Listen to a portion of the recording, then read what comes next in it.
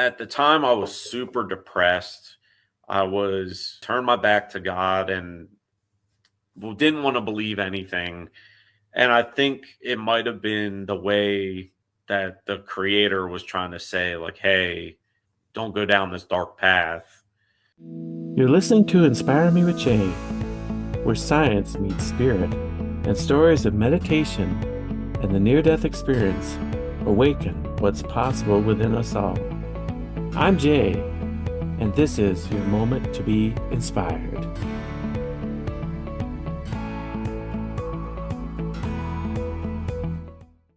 Welcome to Inspire Me with Jay. I'm your host, Jay Spillers. I have Jeremiah today. He's going to share his near death experience. Why don't you tell the audience a little bit about yourself?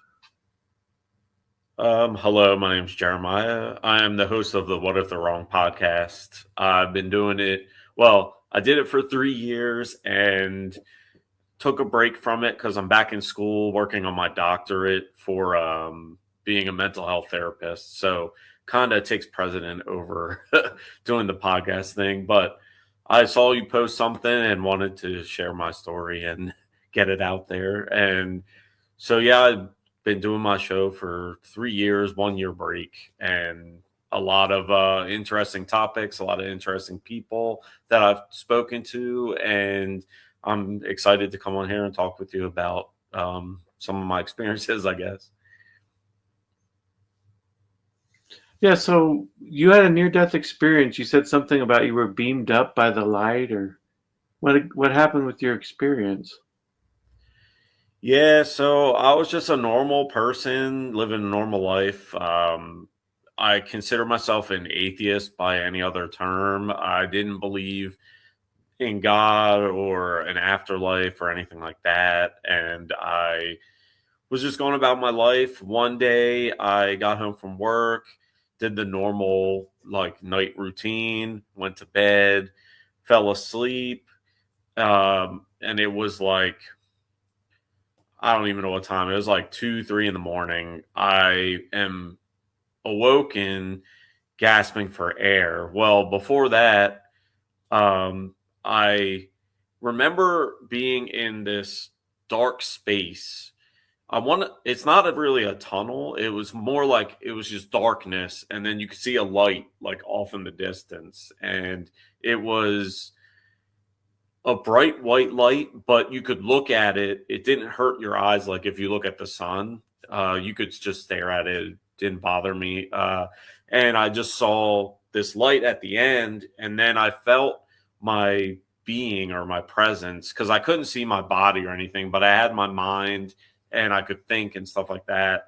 And I could just feel myself being like pulled towards it, almost like gravitated towards it, where it wasn't like propulsion. It was more like it was pulling me, but like very slowly. And I just remember it was all darkness, the white, bright light. And then I was getting closer to it.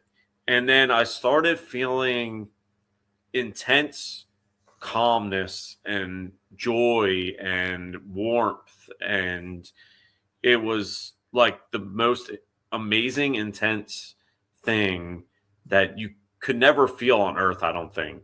It's like the best day of my life times like 10. And it was just incredible, like the warmth and the love and the peace. And you could kind of feel the world like shedding away, and it was like no longer in your thoughts anymore. It was kind of like it didn't matter. And I just felt just so at peace and at ease, and like felt like all the weight of the world and gravity and everything was just shedded from me. And so I floated up and I was like kind of getting pulled towards this light. And about like halfway up, I would say, I saw like three shadow figures or like beings. They look kind of like people's silhouettes in the like light as the light got bigger. And these beings or people or whatever they were kind of like calling to me in these like angelic voices. Like it was almost like I knew them for like eternity, but at the same time I had no idea who or what it was because there was no like definition. It was just a black silhouette of like three people. And I was, they kept calling to me and uh, they were like, come closer or come on, you're almost here. It's okay. It's okay. It's fine. They just kept repeating like, it's okay. You're fine. Um, don't fear. And then when I got like, I was maybe a quarter of the way from this white light, I something just clicked in my consciousness and I was like, no, wait, I'm not ready yet. I'm not. And I started yelling at them. I was screaming at them. And I said, no, I'm not ready. It's not my time. I kept yelling, like, no, I have a mission here. I'm not done my mission. No, I've got things I got to do. And I was screaming at them and not in like a mean way. It was more like like, I'm not ready for this. Like, I've got things I got to do back on earth. And, and so I just kept screaming to them, and it was like they didn't hear me or didn't care, and they just kept kind of like telling me it's okay, you can come. And then after like my fourth or fifth scream, um, it just felt like this intense. The only way I can describe it is like I was shot out of a barrel of a gun straight back into my body. It was my consciousness though, because I couldn't see my body at all during this whole experience, and just shot right back into my body. And then once my consciousness got to my body, that's when I woke up and I was gasping for air and I was breathing like I've been held underwater for a long time, and my chest hurt so bad and my heart felt like someone was trying to squeeze it and pop it. And I was like, so then I stumbled. My brother was living with me at the time. I stumbled into his room and was like, hey, Josh, you got to take me to the hospital. Like, I think had a heart attack. Um, and here I am, like maybe late 20s, early 30s, completely healthy. And, but I was like, this, something ain't right. Like, I can't breathe properly. It feels like someone's trying to crush my heart. And, so he took me to the hospital, got to the hospital, got hooked up to all this machinery, the tests they do, and did blood work, everything like that. And then I was there for a few hours. The doctor came in. He said, well, I don't know what to tell you. You're 100% healthy. There's nothing wrong with you. All your blood work's fine. The heart monitor stuff is fine. So I went back home. For the next like 2-3 days, I felt like something was lightly squeezing my heart. It wasn't as strong as the initial night, but it felt like someone was kind of like holding a stress ball. Like my heart was a stress ball, and they were just kind of like lightly squeezing it, and lasted for like 3 days. And I think the fourth day it finally kind of like subsided. And then I've just been, for the lack of a better term, normal ever since. And it was just a ridiculous experience. And then I started getting into like conspiracies and stuff like that shortly afterwards.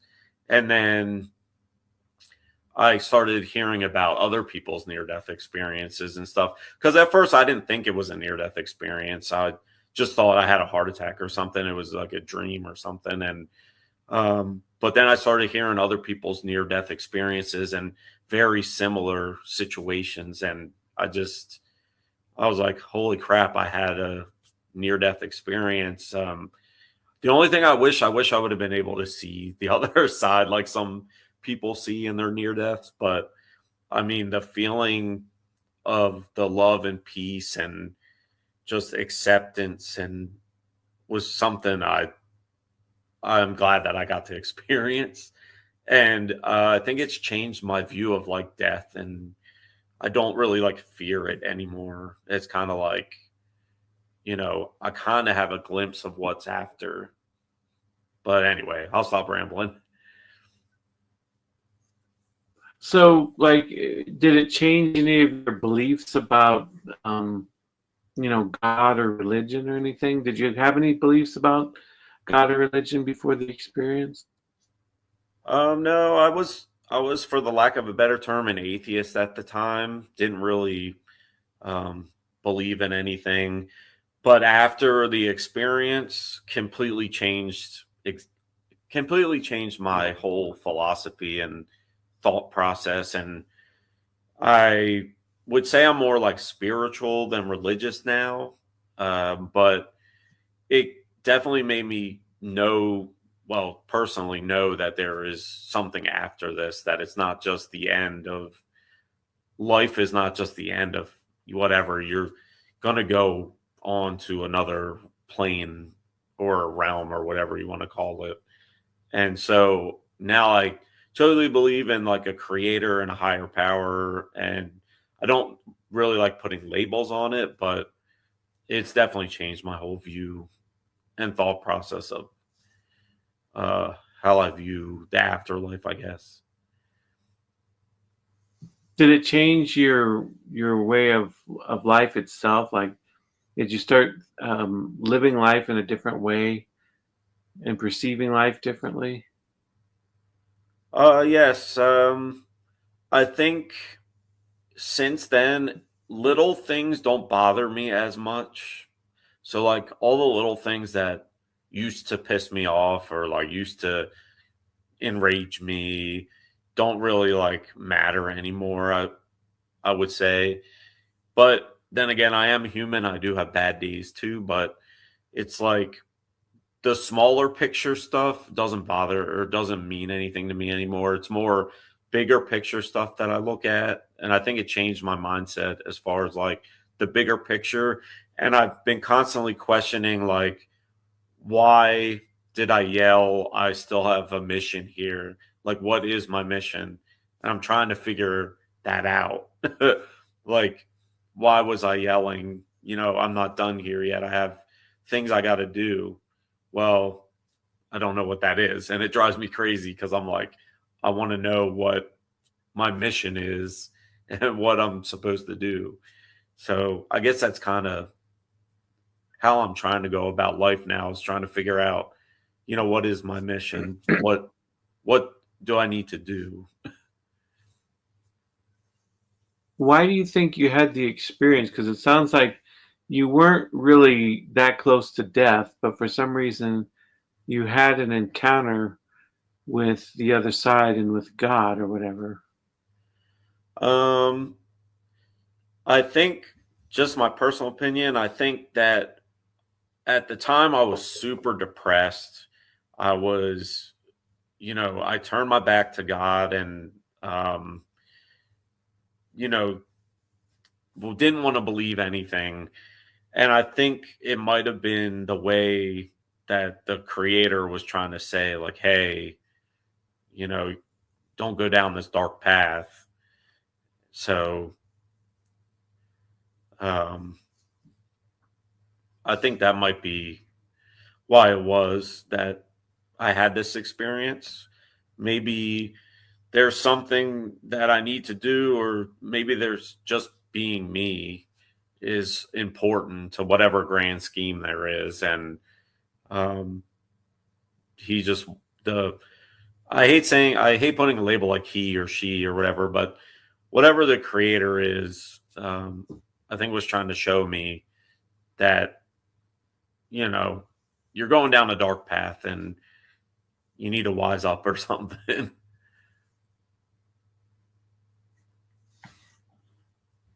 Well, so how many years ago was this experience?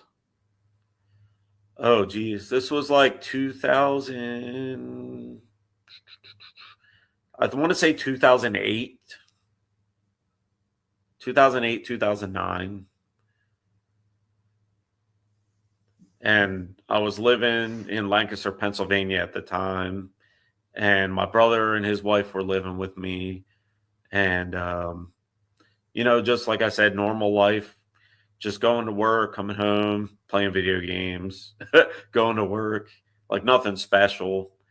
And, but other than the fact that I had been battling a lot of depression and a lot of negativity, I guess. And I don't know, maybe this was the Now, what's weird is before this experience, I had an instance, and I just thought about this.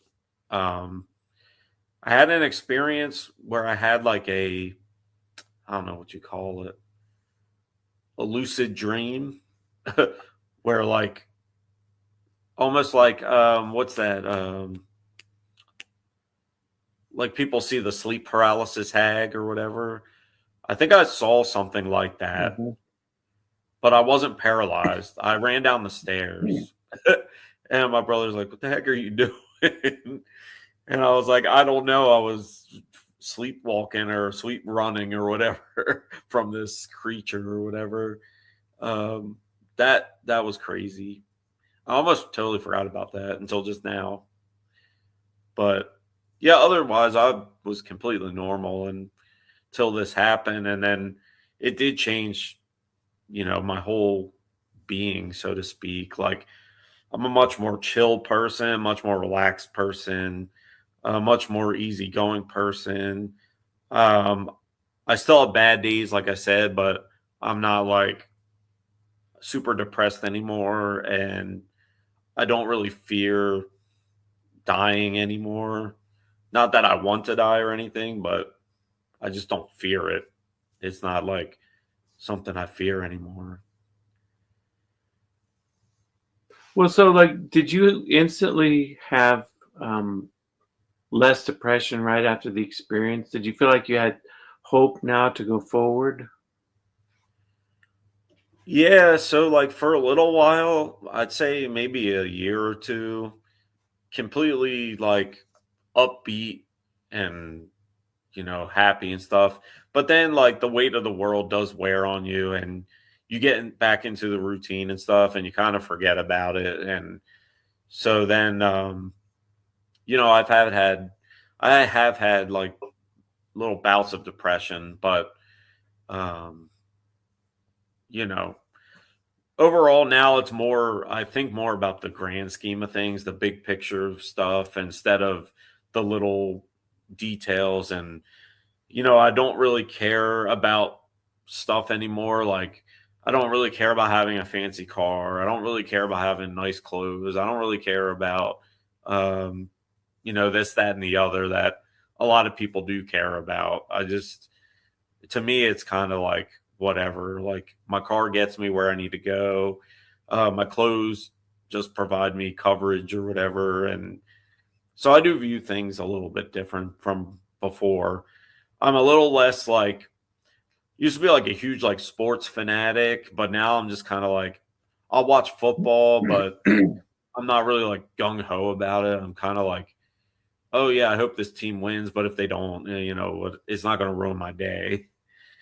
Um, so it is interesting. Well, so like, was this part of why you started your podcast? Are you talking about things like near-death experience in your podcast? Yeah, so one day I was just sitting around my house, and I was like, I was like, I don't really have anything to do outside of work. I just like go to work, come home, play games, and go to sleep or whatever. Because I'm a gamer, so. Uh, but I one day I was like, I want to do something else, and it just popped in my head. I was like, I'm gonna do a podcast. I like listening to podcasts, so why not just start my own? And so I was thinking, like, what is my podcast going to be about? And I was like, well, I really am into like conspiracies and aliens and stuff like that. So why don't I just make a paranormal podcast? So then I was sitting around like, well, now I need a name of the podcast. So I was thinking, what am I going to call my podcast? I said, well, what about conspiracies? I said, what if they're what if the mainstream is wrong? And that's when I came up with what if they're wrong, saying like, what if what you're taught is wrong? So what if they're wrong? And so it just started, and I started interviewing people. I did start interviewing some people with near death experiences because that really interested me.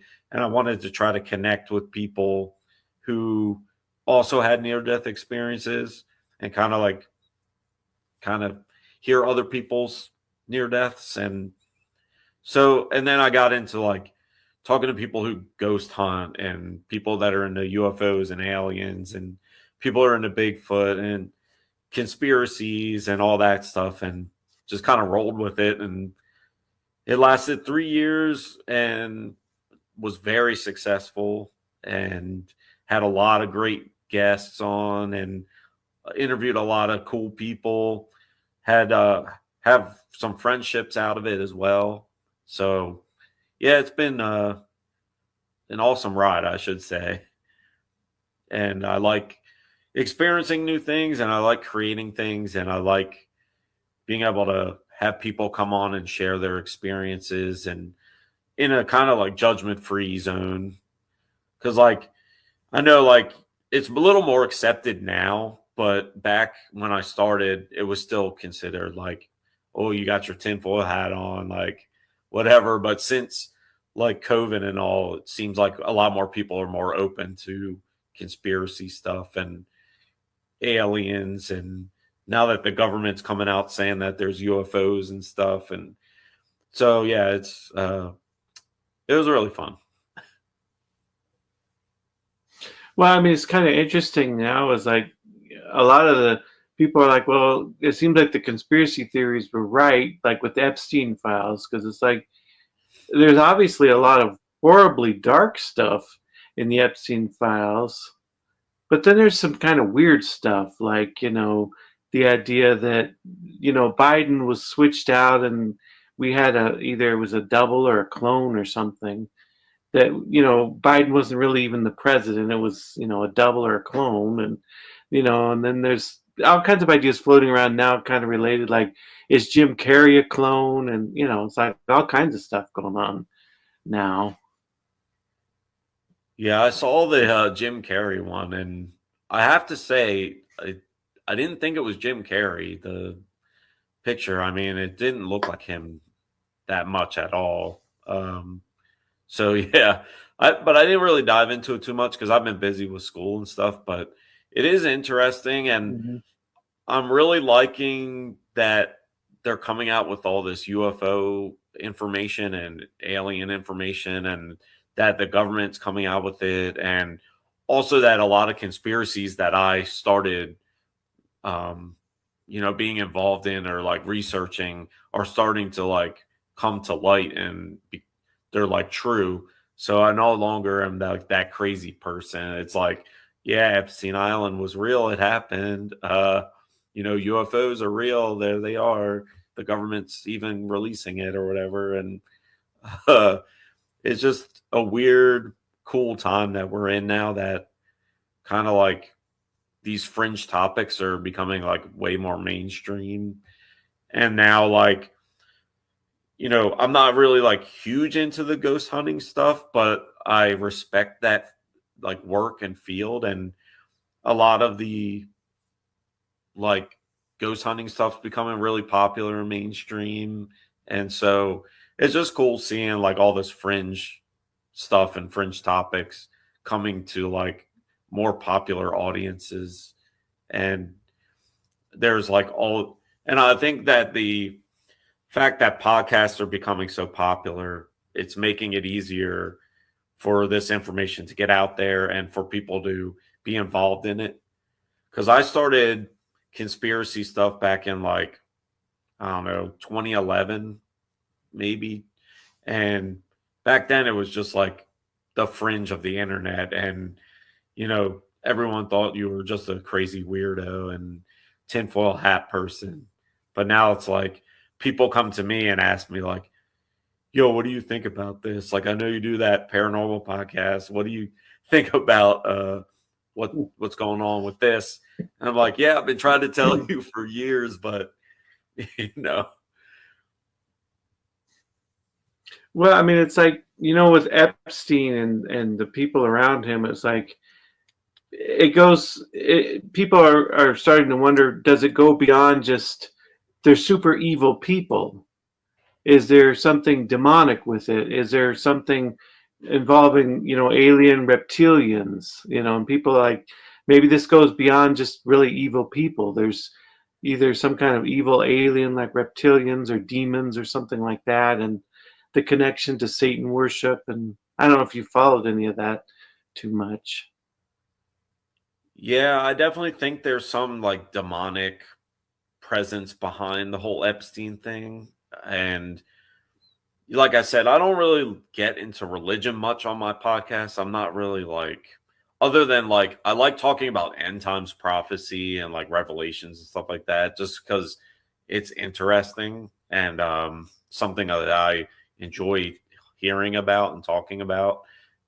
Even though I wouldn't consider myself religious, but um, yeah, there's definitely something dark behind the whole Epstein thing. And the there's talks that they were eating children with the Pizzagate thing, and I recently been hearing a resurgence of people talking about the Pizzagate thing and how all these emails have like subliminal talks that don't really seem normal. Like, I don't know how to describe it. It's like, why are they talking about bringing like 5,000 pizzas to the governor's house or whatever, or like, oh, we're gonna have a pizza party tonight at the governor's house? Like, I don't know, just I can't really go into it because I'm not that like well versed on it, but there's definitely something going on behind the scenes, and I think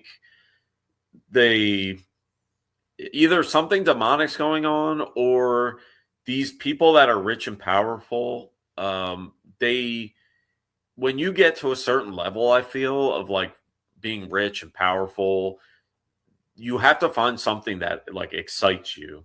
Cause like for me, if I started getting rich, it would excite me to like be able to buy a yacht or like go trip to somewhere around the world or something like that. But like when you get to a point where it's like that's a normal thing, then you got to find a new level to like find excitement. So I think the whole like pedophile thing, I don't know if I can say that, but the whole pedo thing is like kind of like a rush that they get because they've already been able to experience everything. So they have to find something else. And the reason and the fact that it's like kind of like not that it's kind of the fact that it's like illegal and frowned upon is kind of like exciting to them, that they can do this secretly behind closed doors and like on this island and stuff like that. It's like it's their thrill of being able to like manipulate these children and take advantage of these children and stuff like that,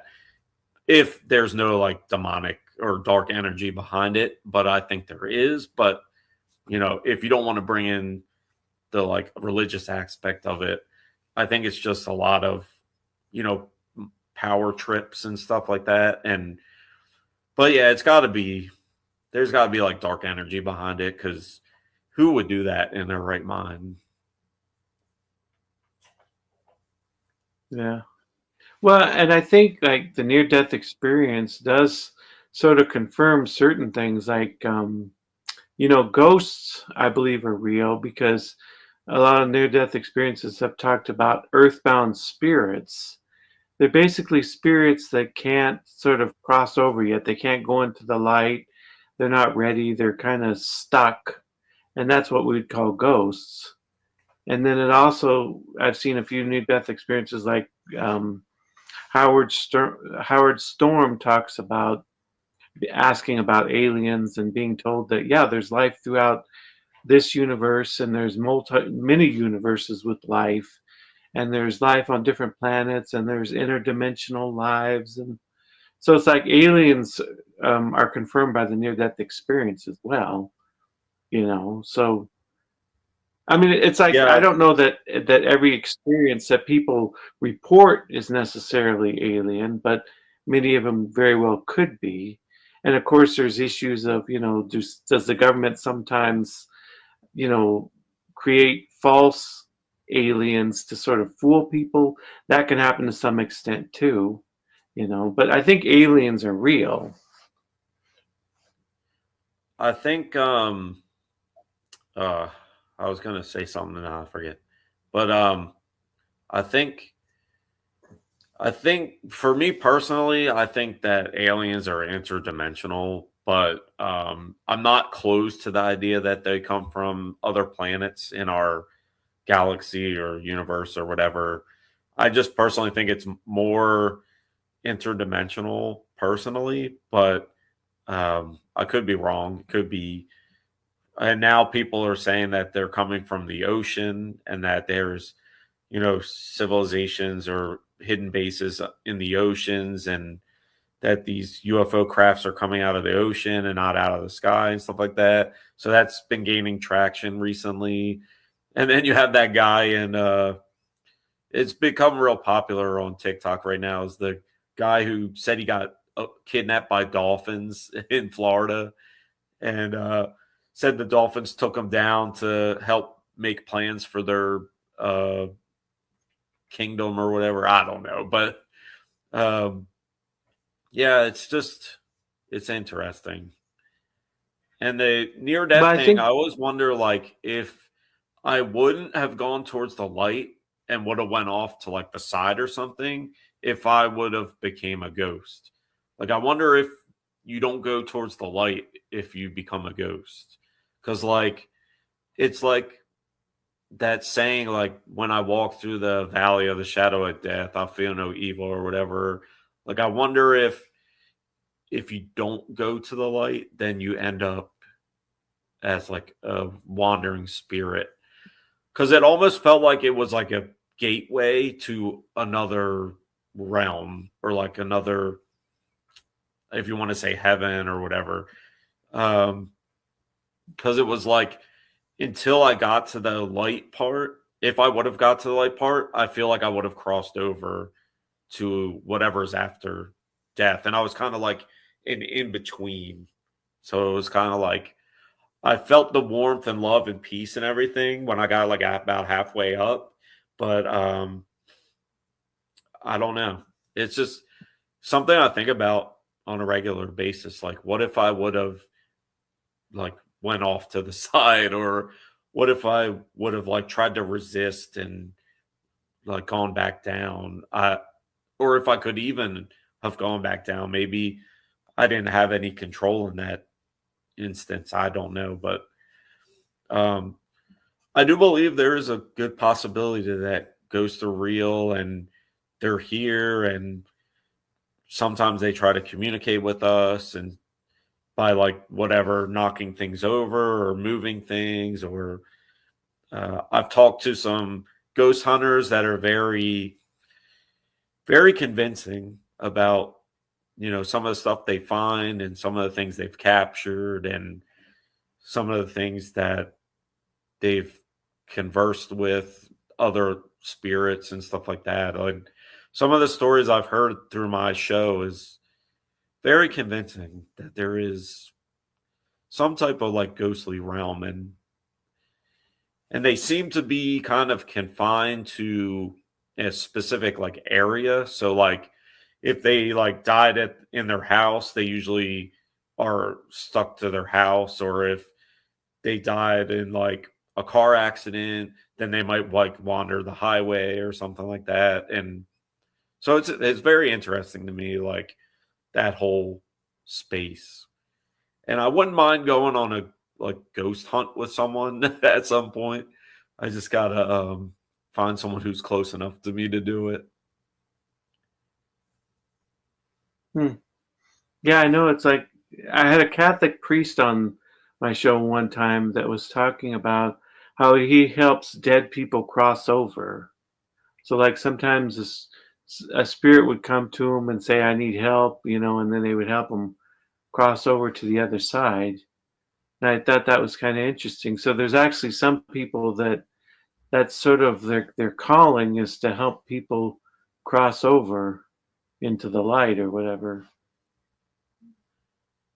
Yeah, I've heard that too. Like, some of the spirits, they're kind of like lost here, if that makes any sense. Like, they were supposed to go over to whatever the next plane of existence is, but they didn't quite get there. So they're like stuck here trying to like recreate their life or whatever. And try to communicate with people. So I have heard of people who, try to point them in the right direction or tell them like it's okay to let go of this realm, this world, and it's okay to go over to the other side and we'll see you one day and stuff like that. And it's also interesting with like near death experiences. A lot of people say that they've saw like past relatives when they go over to the other side, like people who have actually got to the light and stuff like that. Um, that they've come into contact with previous loved ones who have passed on, and almost always the loved ones are like very comforting and reassuring. But another thing that's interesting is a lot of times I've heard that their loved one might have died when they were like 80, but when they saw them in the afterlife or whatever, they were like in their like 30s or 40s. So I don't know. It's very interesting to me. I also like hearing the not so good near death experiences, which is kind of morbid. But I had a lady on that said she had a near death where she kind of went to like a hell, for the lack of a better term. And I think I had another guy on that also had a similar experience. And I've also listened to a lot of near death experiences where the people end up in like a hellish existence, or, and I don't know, to me that's just interesting. Kind of scary, but interesting. Well, and you talked about like end times, because obviously, like, with the war with Iran, and people are talking about World War III and things like that. And obviously, like in the Bible, you have a time of tribulation followed by, a great time of peace when Christ returns. And it seems like there's near death experiences that kind of follow that same pattern where there's going to be a time of tribulation, but then there's going to be a time of peace, you know, possibly when Christ returns. And I was just kind of wondering, like, what have you heard, like, in terms of things like that? Because I've been wondering about things like this. Like, what if, like, the rapture is true, but it's not the way they understand it? It's not going to be that you're going to be physically sucked up to the clouds, but it's more of a spiritual awakening that many people start having, to where even though there's all this chaos and tribulation and wars going on, these people are just going to be totally at peace. They're going to be like fifth dimensional, not in the sense like, you can't see them physically, but their consciousness is going to be more focused in the spirit, and that, things aren't really going to phase them. They see that this is the fake world here. This is all this war and all this junk is fake, and it really doesn't matter what they do to me. So it's like, okay, well, if they kill me or if I have some struggle, so it's only going to be a few years anyway. It's like, what's the big deal?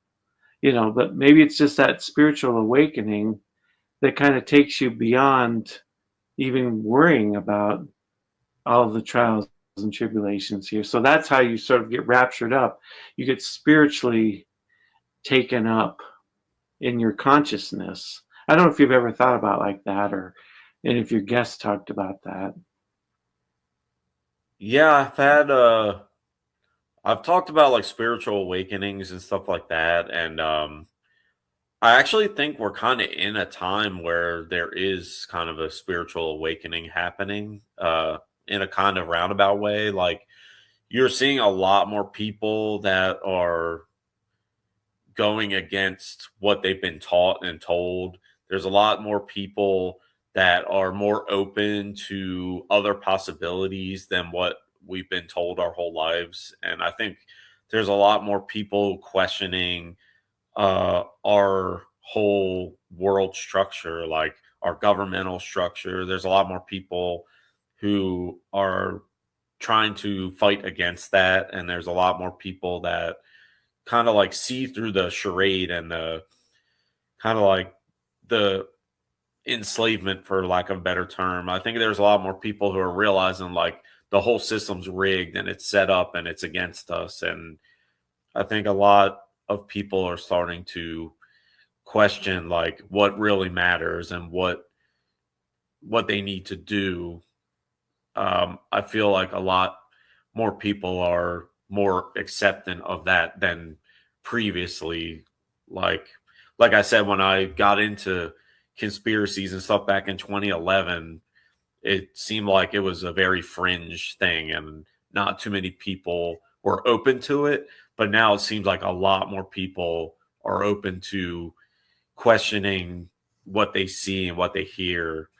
And that brings me hope in a kind of way is like, is there going to be a point where I kind of feel like this structure that we're living in and these government people and stuff like that, I kind of feel like they kind of know the jig is up. They kind of know that they don't have a whole lot of time left because I think people are just tired of it. They're done with the way things have been ran. They're tired with how their lives have turned out. And, you know, feeling like you put on all this work and do all this stuff and you can't even get ahead, and the American dream feels dead to a lot of people, and I think that's helping wake people up too. And I just feel like we might be in that time where this system that we know and have grown up in is kind of like shedding away and kind of collapsing,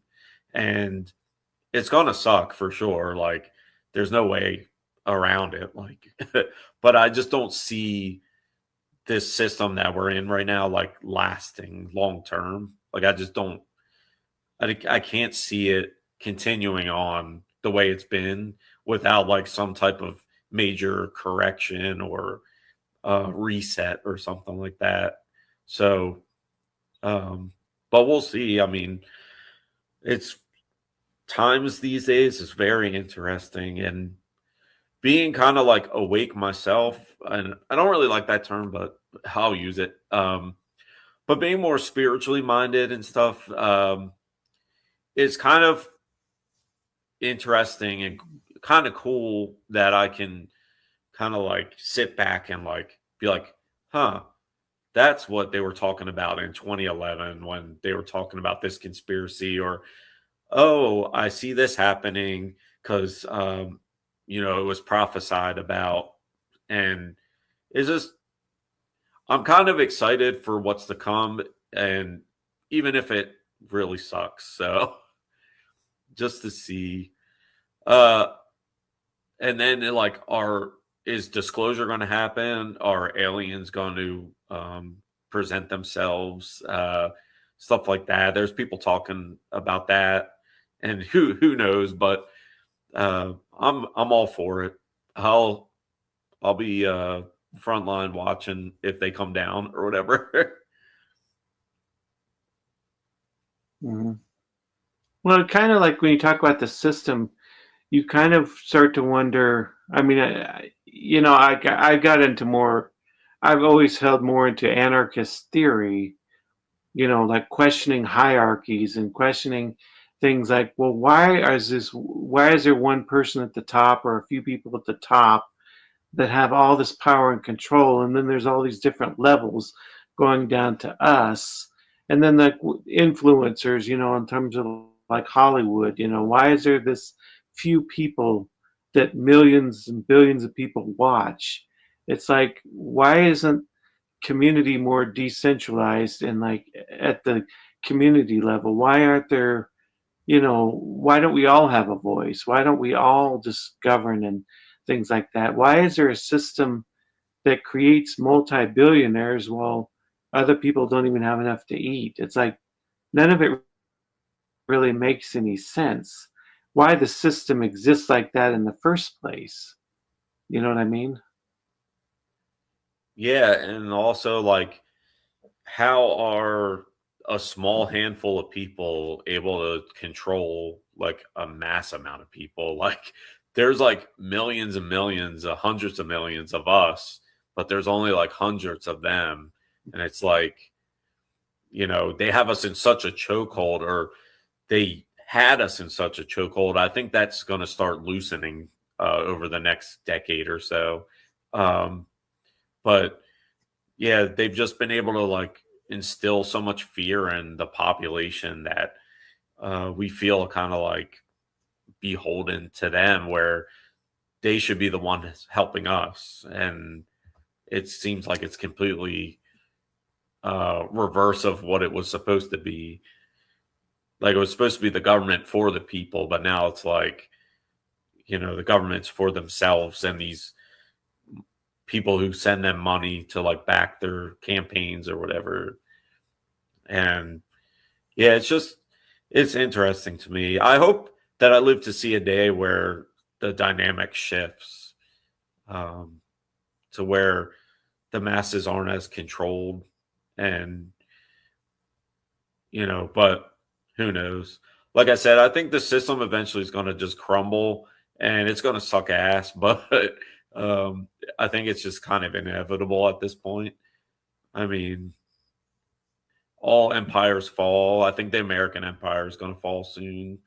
Um, I just hope that you know I don't get eaten or something.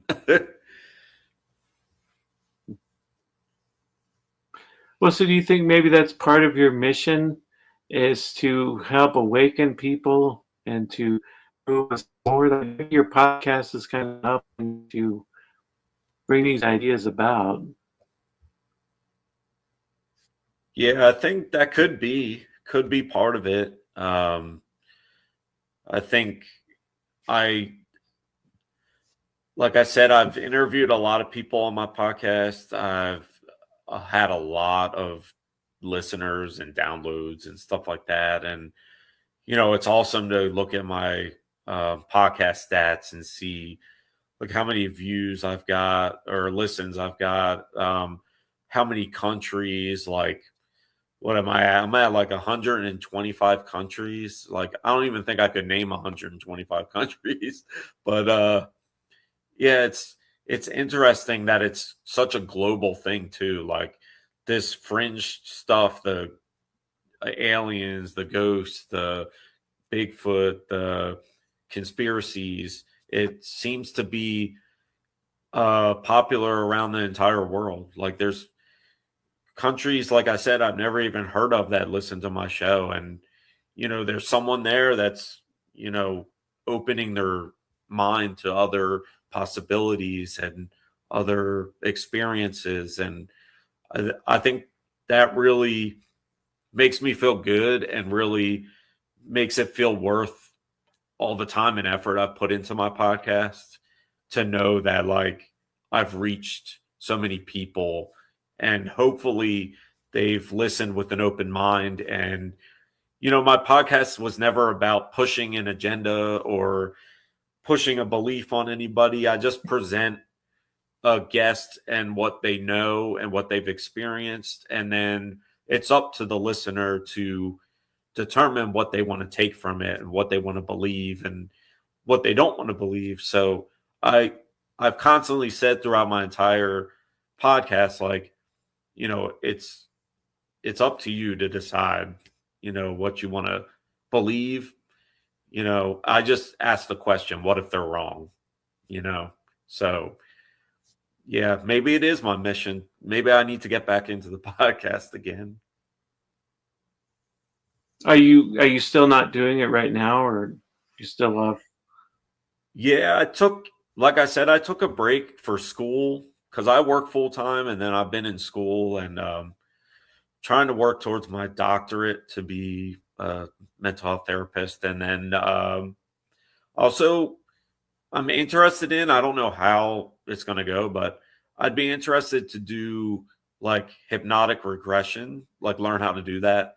So I could like hypnotize people and try to pull past traumas or experiences out.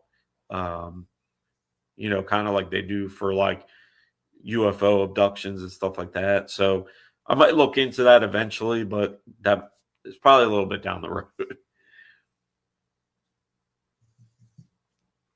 So, was your podcast on like Spotify and YouTube, Apple? Where was your podcast located? Yeah, my podcast, it's still up there. You can watch every episode. I still pay monthly, even though I'm not doing it, to keep all the episodes up there so people can listen to it.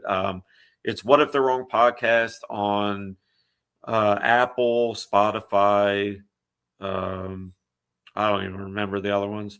They're on all. It's on all the major podcasts platforms. I think I even have it on the. I forget what it's called, but it's India's like number one podcast streaming platform. So I have it on there. Even I just try to make sure I get it as many places as I can. So yeah, you can listen to it pretty much everywhere. So, is there like one final word you'd like to leave with the audience before we close out?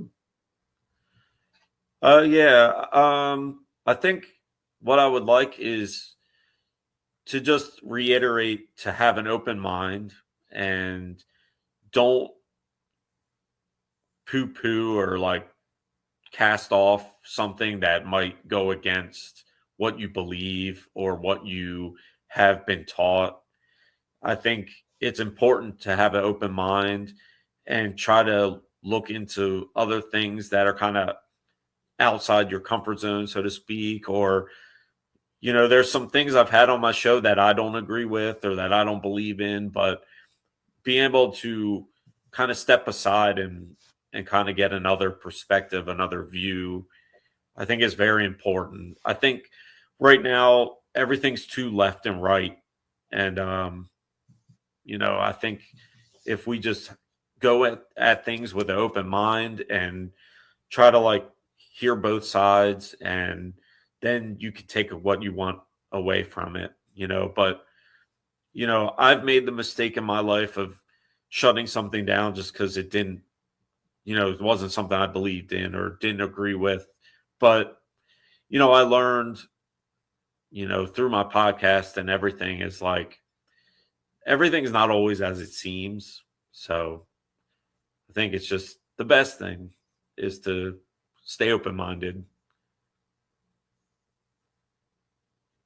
And where can people reach out to you if they want to get a hold of you?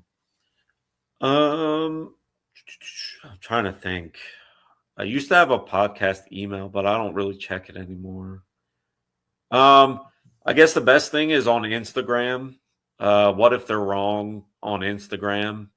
And they can message me on there. I check my Instagram more than, my email. So yeah, if you listen to this and you want to get a hold of me, talk to me, or even want to be a guest on my show, yeah, shoot me a message on Instagram and I'll definitely talk to you.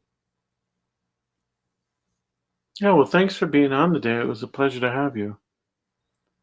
Oh yeah, thank you for having me on. It was fun, and I always like talking about my experience. And hopefully, someone can take something from this. Hopefully, it's not just the ramblings of a madman or whatever.